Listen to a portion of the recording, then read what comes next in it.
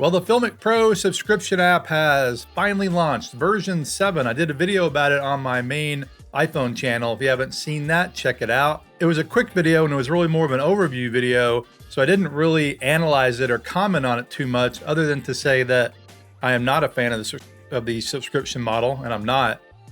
But I understand why they're doing it, sort of, kind of, maybe. But in the same breath, I'm not sure if it's going to work. I mean, it may work, it may not work, but I wanted to dive into it a little more than I could on the overview video. And by the way, this will be the final word on FiLMIC Pro, from me anyway, for now, because I don't want to beat a dead horse, but I think it's worth talking about.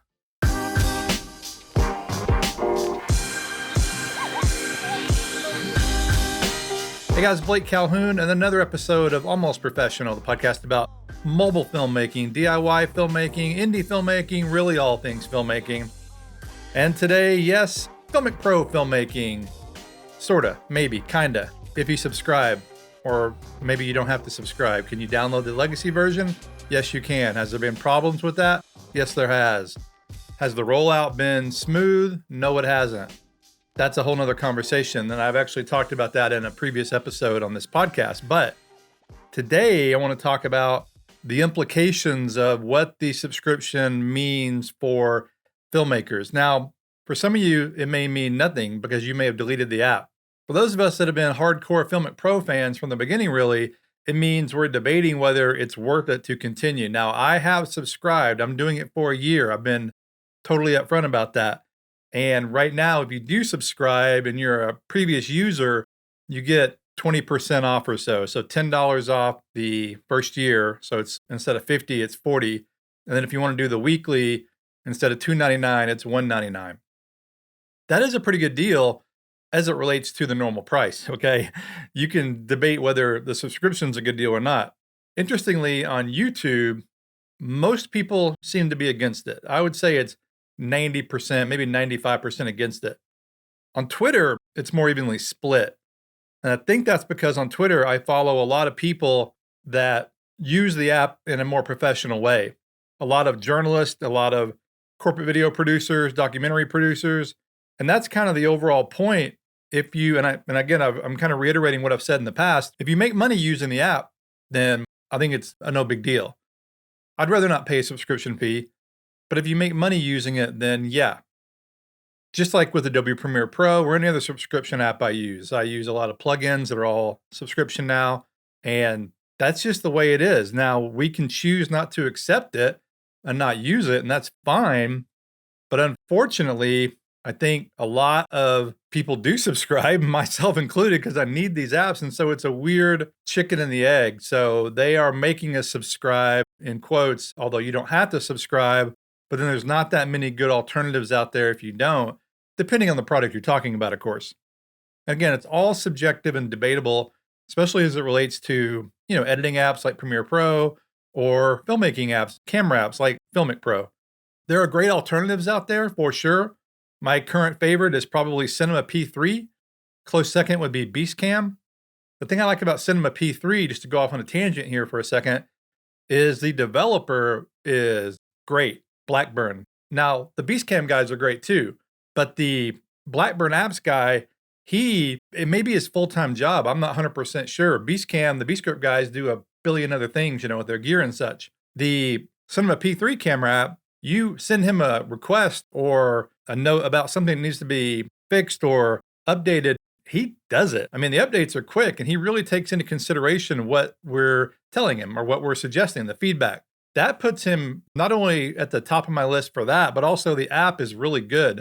I would say, again, compared to FiLMIC Pro, it's the closest one out there because FiLMIC Pro has ProRes Log and he has ProRes Log, and they both work surprisingly well. I did a recreation with my iPhone of a scene from The Hateful Eight. I used both FiLMIC Pro and Cinema P3, and they both worked very well. Now, I'm more used to FiLMIC Pro.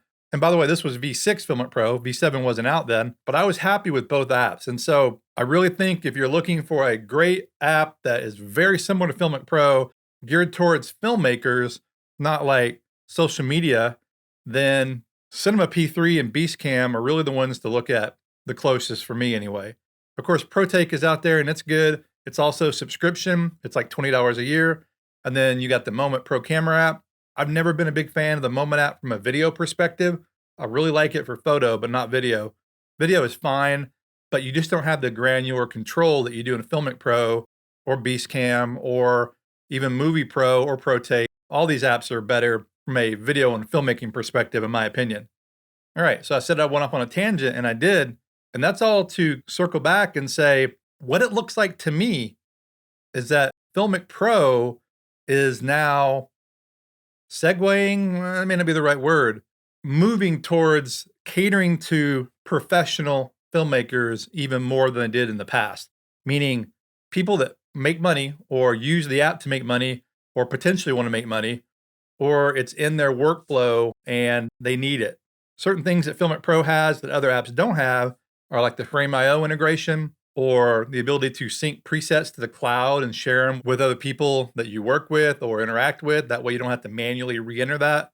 Again, they have a big team around the app. And so the development of the app and the updates of the app are very consistent. I mean, for example, and I don't want to pick on Mavis, and you may have noticed I haven't mentioned Mavis. I like Mavis. The Mavis app is a very good app. Their support is horrible. It's terrible. They don't reply to anybody. That's one of my number one comments on YouTube is people like, hey, I like this Mavis app, but they won't reply. And they rarely update their app. They got sold to Atomos, and so I don't know how seriously they're working on their app or how much they're updating it, but it is really slow to update, and I don't like that. And so you want to have an app that's reliable, and FiLMIC Pro is reliable, especially using later devices. All apps mess up on older phones or older iOS. You'll hear the people complaining about crashes and stuff, and more times than not, it's because they're running an older version of iOS or using it on an older phone, et cetera, et cetera. It's often operator error. Now, I'm not saying the apps are perfect. They absolutely get buggy, and there are problems, but the last, I would say, 3 or 4 years for sure, since the iPhone maybe 10, 10s Max, or the 11, FiLMIC Pro has been rock solid for me. It's rare that it crashes, very rare. And that's really all apps across the board, for me anyway. That's been my experience. But it looks like FiLMIC Pro is abandoning, that may be the wrong word, and they probably don't think so, but that's my perception, and it's perception on YouTube as well. The smaller independent guys, the YouTubers, the beginner filmmakers are not going to subscribe. They're just not. I mean, that's an overgeneralization. There'll be some of them that will, and that's great. But generally speaking, I don't think they're going to. A large swath of them are not going to subscribe, and that is understandable. It is a little bit hard to wrap my head around $50 a year for a mobile app, especially if you only use it a few times a month or even a few times a year. And that's the case for a lot of hobbyists or, up and coming student type filmmakers, et cetera. They don't use it very much. And I understand you don't want to pay that. And a lot of it too, of course, is principle. But some people I think are going to have to get over that because unfortunately, a lot of apps are going this direction, especially the higher quality top tier apps. Now, not all of them. A great example on the editing side is, you can still get Final Cut Pro for one price. You can still get DaVinci Resolve for one price. Premiere Pro is the exception, but you get the whole suite of tools. None of those apps have the suite. DaVinci Resolve is getting a decent suite around it with Fusion and that kind of thing. But with Premiere Pro, if you get the Creative Cloud, you get everything. And so that's how I warrant that. And plus I use Photoshop and everything in my work and I make money from it. Okay. Anyway, back to my point. FiLMIC Pro is going more towards the pro user, the people that make money with FiLMIC Pro, and they're kind of leaving the indie, up-and-coming, hobbyist YouTuber behind to a degree. There'll be people that subscribe, and if you want to subscribe, great.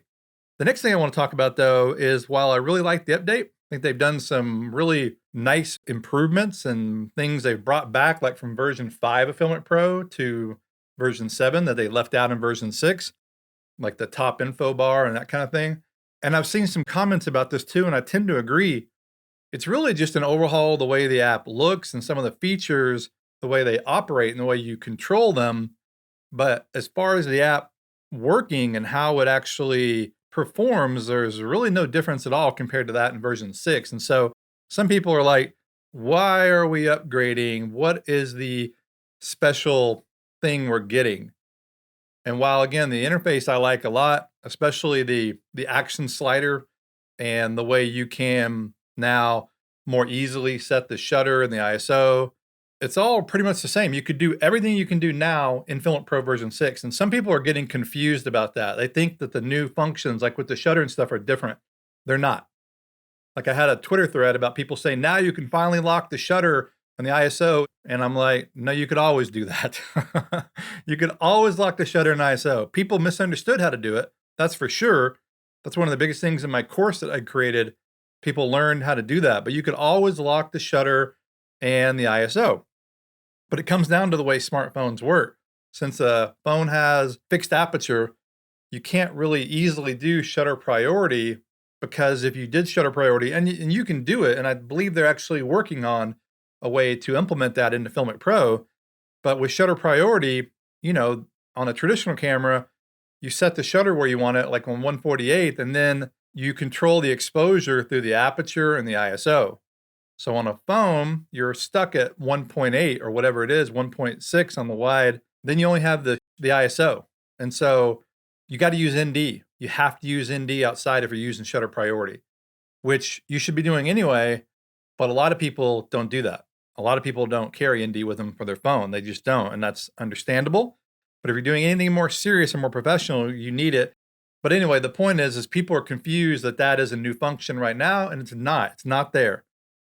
It may look like it because you have the different settings down there where you can choose, the shutter angle. You can choose 1/48 or 180-degree shutter or 196 or 90-degree shutter, but you can't lock it like shutter priority and leave it there, like close the phone and reopen it and it's there. It doesn't work that way. Hopefully one day it will, but it doesn't do that now. And so it's a long way of saying that I am very curious to see how this all plays out with people on my YouTube channel primarily, because a lot of those guys are just saying they will not subscribe versus the professional journalists and the like that are willing to subscribe at least for a year. So I'm doing it for a year, but I'd like to see them implement some new features. Like I'd like to see them bring shutter priority if they can make that happen. I'd like to see them bring cinematic mode into FiLMIC Pro. I'd like to see more innovation, I guess is what I'm trying to say. I'm not saying they aren't innovating, but I need to see that come to the app. In a way, I look at it like Netflix, okay? You subscribe to Netflix, and originally they didn't have many shows. Now they have so many freaking shows, you can't watch them all. But to keep new subscribers happy or current subscribers happy, you got to constantly be updating and bringing new stuff.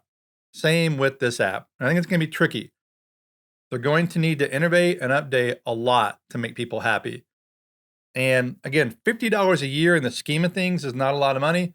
But as it relates to other apps, as it relates to mobile apps, it is a lot of money. It is. And so we expect them to update it. I think that's going to be their biggest challenge, whether they can keep subscribers after this first year, what their retention rate will be, and then what their conversion rate will be. Evidently, the initial conversions have been okay. I don't have really any detailed insider information, but I have talked to some of the guys in FiLMIC Pro. And the way I understand it is their initial sales have been okay, but they don't give me any numbers or anything. I'm just talking to the guys on Twitter, basically. And so I think they're okay at the moment, but who knows what that means for the long haul, and who knows what the actual numbers are. Ultimately, as I said in a previous video, since they're getting $50 a year, you're going to lose your numbers, I think, your overall numbers, but since you don't have to have as many people buy it, because it was $15 or whatever, then you don't have to have as many people to make the same amount of money.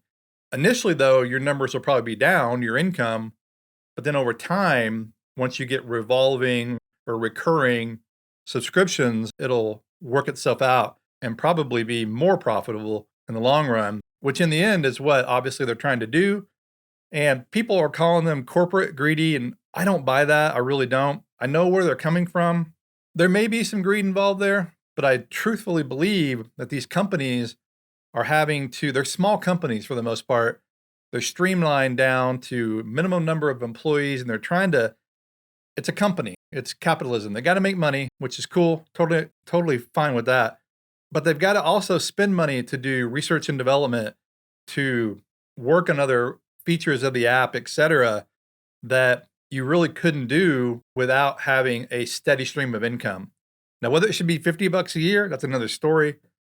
I would probably be happy with $20 a year, or even doing paid updates, meaning the app is $15 or $20 one-time purchase, and then the updates that come, maybe the minor updates would be free, but then bigger updates would cost money. But that's not what it is, and so that's cool. We'll see what happens in the future. And you do hear about these companies that go subscription and have to revert back to what they were before, which is a little bit embarrassing. But hey, in the end, you want to, stay alive. I'm not saying that's going to happen here, but we don't know what the future holds. And so this is a rambling podcast, as they often are, especially because I'm not scripting this. This is just stream of consciousness here. But overall, my points are that the new app is out.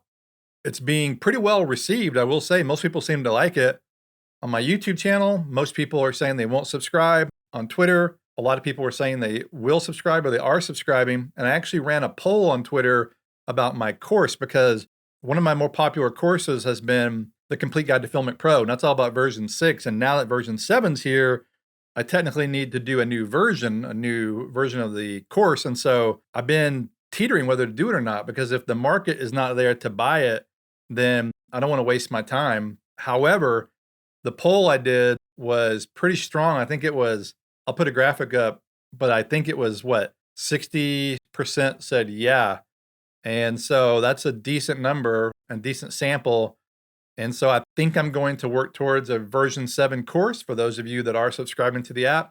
It'll come out in 2023, hopefully first quarter. Courses take a long time to make. They're very detailed and they're tough to get made quickly, that is, especially.